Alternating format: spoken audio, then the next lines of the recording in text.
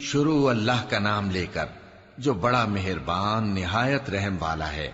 سب تعریف اللہ ہی کے لیے ہے جو سب چیزوں کا مالک ہے، یعنی وہ کہ جو کچھ آسمانوں میں ہے اور جو کچھ زمین میں ہے سب اسی کا ہے،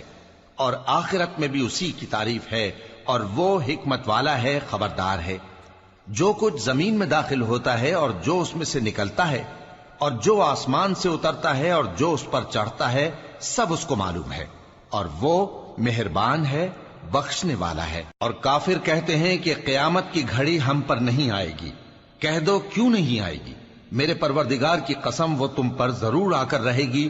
وہ پروردگار غیب کا جاننے والا ہے، ذرہ بھر چیز بھی اس سے پوشیدہ نہیں، نہ آسمانوں میں اور نہ زمین میں، اور کوئی چیز ذرے سے بھی چھوٹی یا بڑی نہیں مگر کتاب روشن میں لکھی ہوئی ہے، اس لیے کہ جو لوگ ایمان لائے اور عمل نیک کرتے رہے ان کو بدلہ دے۔ یہی ہیں جن کے لیے بخشش اور عزت کی روزی ہے، اور جنہوں نے ہماری آیتوں کے بارے میں ہمیں ہرانے کی کوشش کی ان کے لیے سخت درد دینے والے عذاب کی سزا ہے۔ اور جن لوگوں کو علم دیا گیا ہے وہ جانتے ہیں کہ جو قرآن تمہارے پروردگار کی طرف سے تم پر نازل ہوا ہے وہ یقیناً حق ہے، اور اس اللہ کا رستہ بتاتا ہے جو غالب ہے، قابل تعریف ہے۔ اور کافر کہتے ہیں کہ بھلا ہم تمہیں ایسا آدمی بتائیں جو تمہیں خبر دیتا ہے کہ جب تم مر کر بالکل ریزہ ریزہ ہو جاؤ گے تو تم نئے سرے سے پیدا ہوگے؟ یا تو اس نے اللہ پر جھوٹ باندھ لیا ہے یا اسے جنون ہے۔ بات یہ ہے کہ جو لوگ آخرت پر ایمان نہیں رکھتے وہ آفت اور پرلے درجے کی گمراہی میں پڑے ہیں۔ کیا انہوں نے اس کو نہیں دیکھا جو ان کے آگے اور پیچھے ہے، یعنی آسمان اور زمین؟ اگر ہم چاہیں تو ان کو زمین میں دھسا دیں یا ان پر آسمان کے ٹکڑے گرا دیں، اس میں ہر بندے کے لیے جو رجوع کرنے والا ہے ایک نشانی ہے۔ اور ہم نے داؤد کو اپنی طرف سے برتری بخشی تھی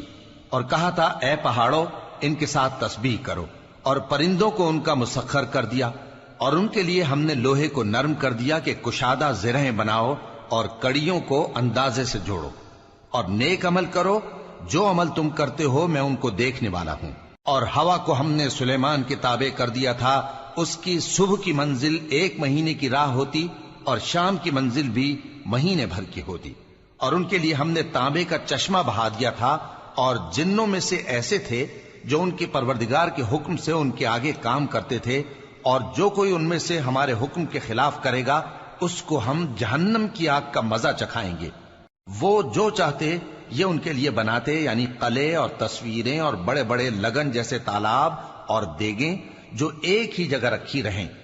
اے آل داؤد شکر کرتے رہو، اور میرے بندوں میں شکر گزار تھوڑے ہیں۔ پھر جب ہم نے ان کے لیے موت کا حکم صادر کیا تو کسی چیز سے ان کا مرنا معلوم نہ ہوا مگر گھن کے کیڑے سے جو ان کے عصا کو کھاتا رہا۔ پھر جب وہ گر پڑے تب جنوں کو معلوم ہوا اور کہنے لگے کہ اگر وہ غیب جانتے ہوتے تو ذلت کی تکلیف میں نہ رہتے۔ اہل سبا کے لیے ان کے وطن میں ایک نشانی تھی، یعنی 2 باغ، ایک داہنی طرف اور ایک بائیں طرف۔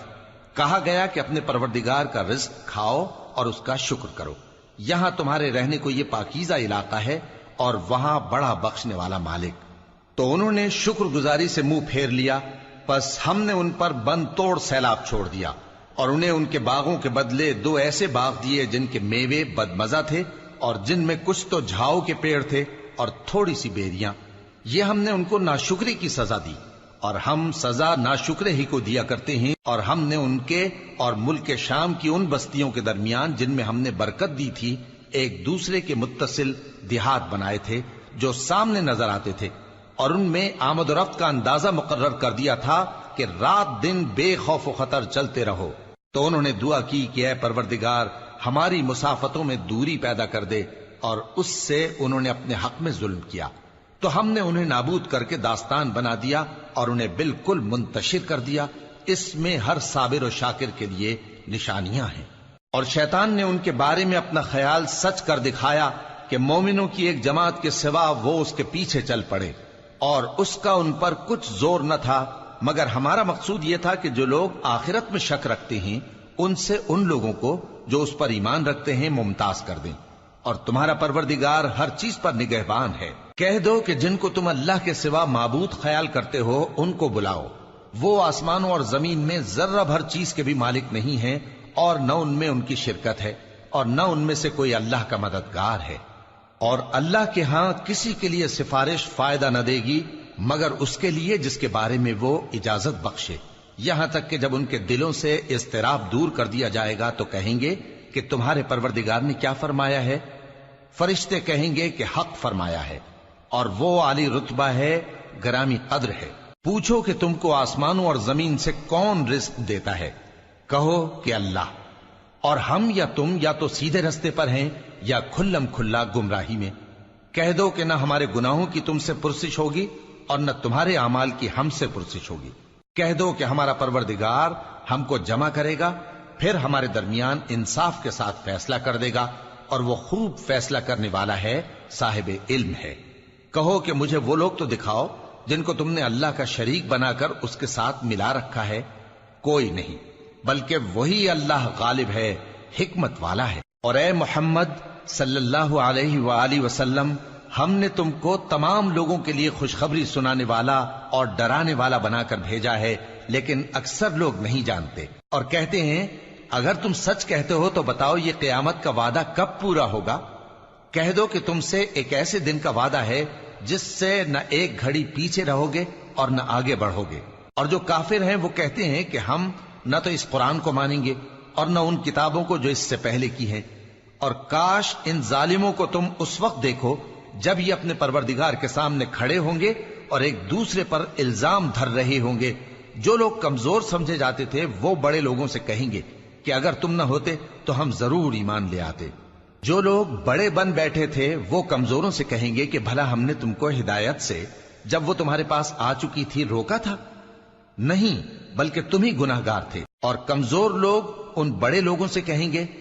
نہیں، بلکہ تمہاری رات دن کی چالوں نے ہمیں روک رکھا تھا جب تم ہم سے کہتے تھے کہ ہم اللہ سے کفر کریں اور اس کا شریک بنائیں۔ اور جب وہ عذاب کو دیکھیں گے تو دل میں پشیمان ہوں گے اور ہم کافروں کی گردنوں میں توق ڈال دیں گے، بس جو اعمال وہ کرتے تھے انہی کا ان کو بدلہ ملے گا۔ اور ہم نے جس بستی میں بھی کوئی ڈرانے والا بھیجا تو وہاں کے خوشحال لوگوں نے یہ ضرور کہا کہ تم لوگ جو چیز دے کر بھیجے گئے ہو ہم اس کو نہیں ماننے کے، اور یہ بھی کہنے لگے کہ ہم بہت سا مال اور اولاد رکھتے ہیں اور ہم کو عذاب نہیں ہوگا۔ کہہ دو کہ میرا رب جس کے لیے چاہتا ہے روزی فراخ کر دیتا ہے اور جس کے لیے چاہتا ہے تنگ کر دیتا ہے، لیکن اکثر لوگ نہیں جانتے۔ اور تمہارے مال اور اولاد ایسی چیز نہیں کہ تم کو ہم سے قریب کر دیں، ہاں ہمارا مقرب وہ ہے جو ایمان لایا اور عمل نیک کرتا رہا۔ ایسے ہی لوگوں کو ان کے اعمال کے سبب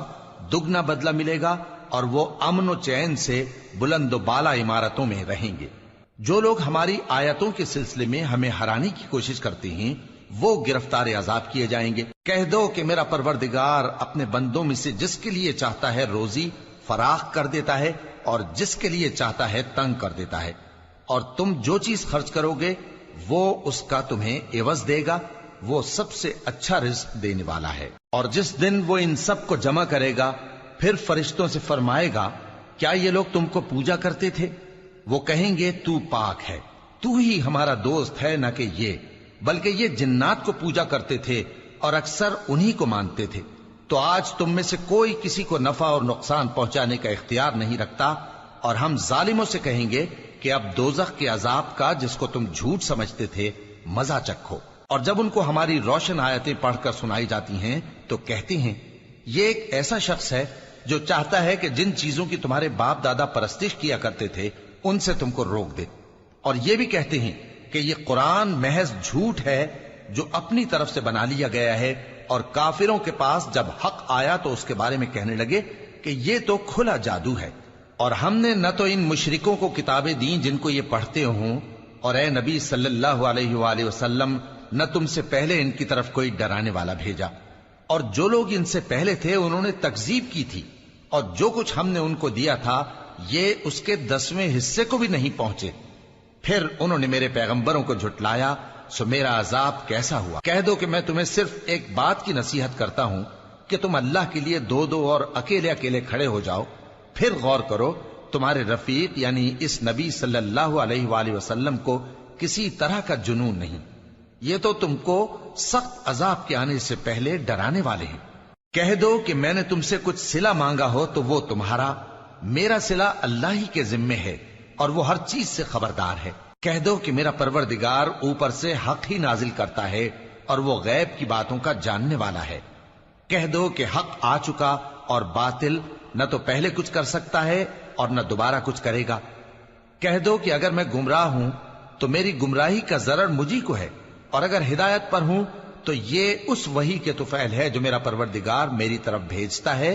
بے شک وہ سننے والا ہے، نزدیک ہے۔ اور کاش تم دیکھو جب یہ گھبرا جائیں گے تو عذاب سے بچ نہیں سکیں گے اور نزدیک ہی سے پکڑ لیے جائیں گے اور کہیں گے کہ ہم اس پر ایمان لے آئے، اور اب اتنی دور سے ان کا ہاتھ ایمان کے لینے کو کیسے پہنچ سکتا ہے، جبکہ پہلے تو اس کا انکار کرتے رہے اور بن دیکھے دور ہی سے اٹکل کے تیر چلاتے رہے، اور ان میں اور ان کی خواہشوں میں پردہ حائل کر دیا گیا، جیسا کہ پہلے ان کے ہم جنسوں سے کیا گیا، وہ بھی الجھن میں ڈالنے والے شک میں پڑے ہوئے تھے۔